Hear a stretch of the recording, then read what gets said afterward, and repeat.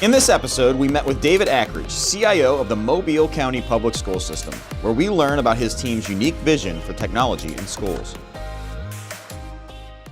When you look at technology, I think you look at it a lot different than a lot of education technology folks that I bump into, in that you think about lighting as opposed to just the endpoint. Like, I mean, heck, we were doing the endpoints with you 11 years ago. Right. That was digital signage. Now you're starting to say, okay, wait a minute, how do I incorporate a lot more senses?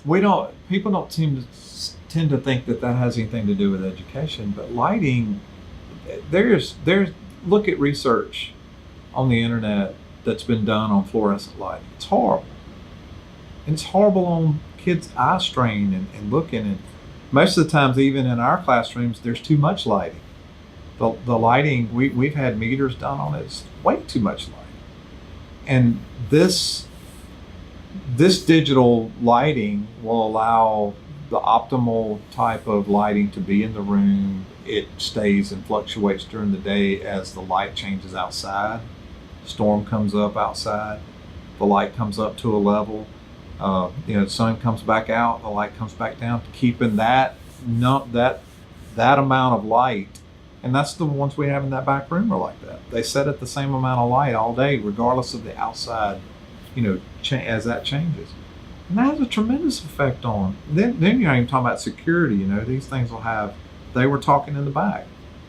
Somebody walks in the building at 9 o'clock at night. Security guard. I don't have to have the whole building lit up.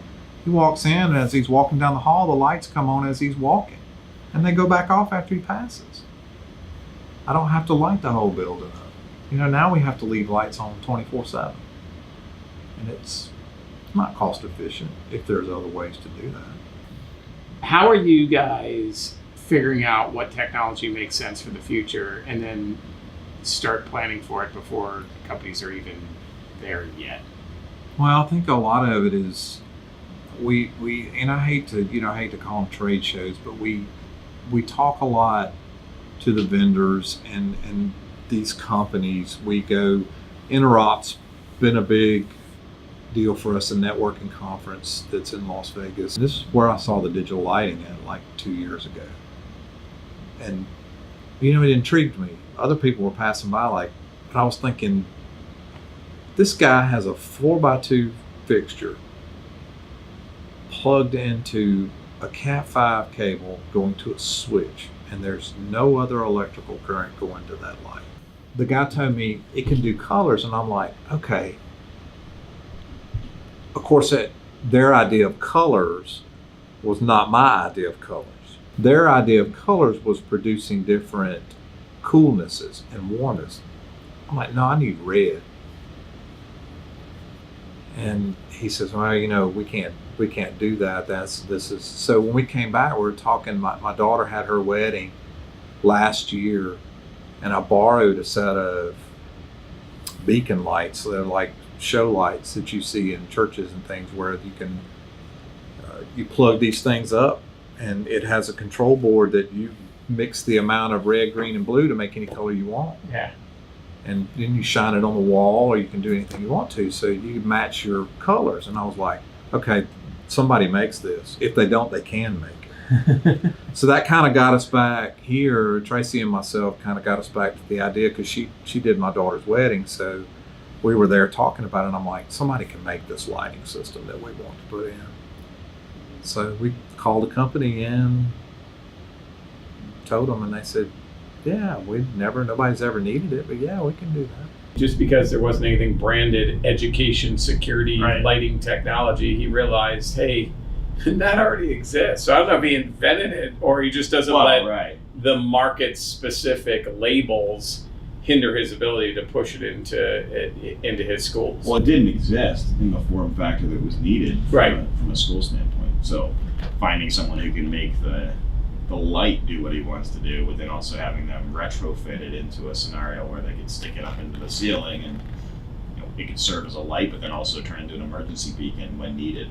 Yeah, I thought, we even talked about it with him, where did that even come up? Where, everybody's thinking about digital displays, everybody's thinking about pushing it across the intercom system to mobile devices, and all of these guys were wait a minute, hold on, what about lighting? And I thought that was kind of cool. And I didn't even think about lighting either. And when they brought it up, it's like, that makes more sense than anything else. Right. I mean, what's the first thing you see when you're walking down the hall? If it's red, probably don't want to go there. If it's bouncing off the floor and the tone is set. Now, what do you see in technology, or maybe in the school from teachers, faculty, where they're heading down a route of technology and technology doesn't make sense? Do you ever run into those situations where it's like, yeah, it's technology for technology's sake, and just because you can do it in a elementary, middle, or high school doesn't mean it's right? I think the rule of thumb's always been like 75% you can automate and do, but they need that other 25% to shut down. And I think we're just at, I think the problem that we're having is traditions and not wanting to change. Remember I told you we did that online video conference with Cisco and 43 other school districts. That question was asked about, in the schools, what is the hindrance that you have for making the technology work or making the technology move and it's tradition and lack of wanting to change. Yes. People just don't want to change. When we went to Microsoft Ignite this year, they were helping us talk about the different automation things that we can do in our businesses, our school being a business. I mean, for lack of a better term, we are a business. We produce an educated student. And so we were in a room with like 8 or 100 or 1,000 people in the room, and they did one of those polling deals where you can get on your phone. And they were like, what is your biggest hindrance to getting your company to move forward in technology? And 80% was traditions and lack of wanting to change, fear of change. So that tells you right there, it's not the technology that's the problem. It's not the things that we're coming up with. It's trying to overcome the fear factor that people have, or the complacency and the comfort that they have. Because they continue to be playful with the technology themselves personally, they're not going to overdevelop or bring in technology that isn't going to be something that's going to help the teacher push forward. So hopefully, over time they recognize, hey, this saves me time. It saves me time. I can explore some of the things that I want to as a teacher, being more creative and more engaging with the students. So I think, I think it's a good point, but it's, I think they've been pretty successful in not overdeveloping those schools. No, absolutely. I mean, it's still a school. When you walk into it, I mean, it's still very much. Yeah, and I don't know about you, but when we did the tour, I didn't get the sense that things were overly technical, right? No. It was there, it was subtle, it was part of the environment, but it wasn't an overkill. No, I mean, the smart boards were in every room. They have technology that the students can engage with fairly easily, but I mean, we watched a couple of lesson plans and going down, and you still need the teacher. The teacher still needs to have the skill. Now, whether or not the tools are changing dependent on the environment, or to your point, how do I get students engaged? I got to bring some technology because that's what they're used to seeing, so they don't think I'm a dinosaur and teaching them things that they don't need to know. I think that technology has to, at some level, influence the student as well. So if it's not there, they're thinking they're not getting the right education, and when it's there, the teacher can still teach from that old lesson plan, but if they do it using these tools, they're going to be looked at more favorably by the students. Yep. What is one of the traditions that you hit up against a lot that you're trying to break in education? Well, with a teacher, if you look at teachers long enough, especially older teachers, they've taught a certain way. In other words, I went to the file cabinet and I got out, this week's lessons, and I've been teaching this lesson for 20 years. And once I hand those out, I do it, I fold it back up, I put it back in. And one person said to me one time, a lot of teachers want to teach 1 year 25 times and then go home. And that means teach the same way, use the same materials, do it the same way for those 25 years. And I think that's what we're fighting. Wow. I don't want to supplement and change, because change is hard.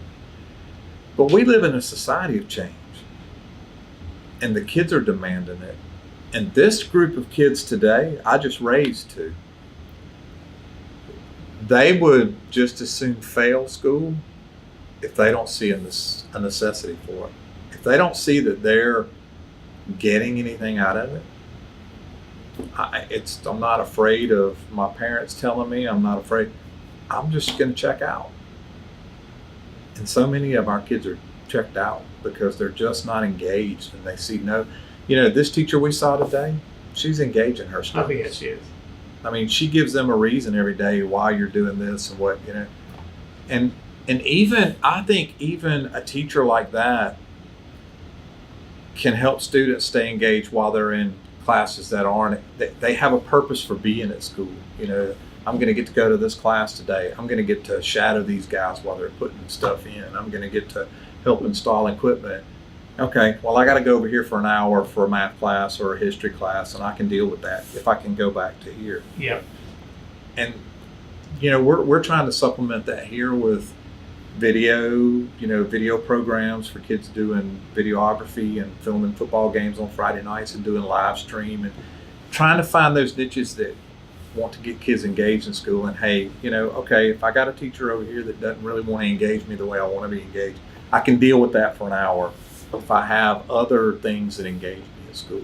Identifying when a student has a passion for whatever, whether it be technology or baking or something that they love, embrace that, what they love about it, and help them understand how to use those skills they have when they're looking at learning. And you see all these things, like if you do what you love, you never work a day in your life, like those kinds of, right. Find what you're passionate about and do that. And encouraging that when you're in school, and not focusing on, well, you need to learn math, you need to learn how to write. Like, yes, you do need to learn those things, but there was very little, I know when I was in school, very little that was done that nobody recognized some of the things that I was passionate about as being something that could actually apply in the real world, which is hilarious because, I started doing graphic design at a very, very young age in high school, and none of my teachers, a lot of them knew about it. None of them actually focused in on that and said, yeah, this is how you could take that to the next level. Well, and I think when we look specifically at technology and why technology needs to be in school is because, back when you were in school, it wasn't like technology was the necessary tool that you needed to just survive. And now I think it is. I mean, you wake up, it's all technology. So I think having the technology in the school does give them an advantage to recognize that you need to, if you don't know about this technology, you need to, or you're just not going to be able to function. So every time I talk to you, you never take credit for any of the projects. You always give credit to your team. Was that something that was instilled in you, at an early age? I mean, where did you learn that? Because, it's been over a decade, and I don't ever remember. I never hear the word me, my, mine coming out of your mouth. You always instantly reference your team. Gonna kind of get me choked up here a little bit because it comes from my father. He had a rough time working here a lot and come up through some difficult times here in the school district. And when I took the job here, he told me, he said, the thing that you do is, when you're working, whoever you're working under, you're hired to work under that boss and make their vision come true, whatever their vision is. You're working for your divisional head, that person's working for the vision of the superintendent. You need to be making that person successful. You don't worry about getting in the spotlight. You don't worry about, you make things happen for the person that's above you, and things are going to happen for you. And for 27 years, that's how I've lived my life here. I've worked on projects. It's always been hand that project off to my boss Let them do what they want to do for it. They want to give me credit, they give me credit. If they don't, they don't. And it's worked to where I started out as basically a computer technician in C&P, and now I'm the CIO. So it worked. I mean, it's the truth. I mean, you watch any good football coach, things are going great. The team wins a big blowout. It's all about the players, and it is. But, when they lose a bad game, the coach is the first one to take responsibility. And that's the way it should be. I think the key is he's selfless in both directions, because when we ask him about why he gives credit to his team, he's instantly then giving credit to his leadership. Yeah. It's just the way it is the way that he leads his organization, and most likely it's probably the leadership of the county as well, where they're very selfless, they're very focused on what they want to deliver, and there is a passion to excellence that goes beyond the paycheck, the recognition, and all the other things that most people are having drive their life, which is awesome. And it's really neat because you spend time with these folks, and that all the elements of this impact workshop are reflected instantly when you start interacting with them. It's, they're very, very playful with the technology, very polite and fun. They're very relaxed, but at the same time, there's a level of detail in everything they do that is surprising. Because as much as you're having fun, as much as you're laughing and joking, they want information at a detailed level far beyond someone who's just punching a clock. And that's what's really neat. So when he answers the question, why he gives credit to his team and not him, and then he instantly goes and starts crediting his leadership as well, it's par for the course. It's the way these guys operate. They just love what they do, and it really has nothing to do with who's getting credit. It's whether or not we're pushing the county forward.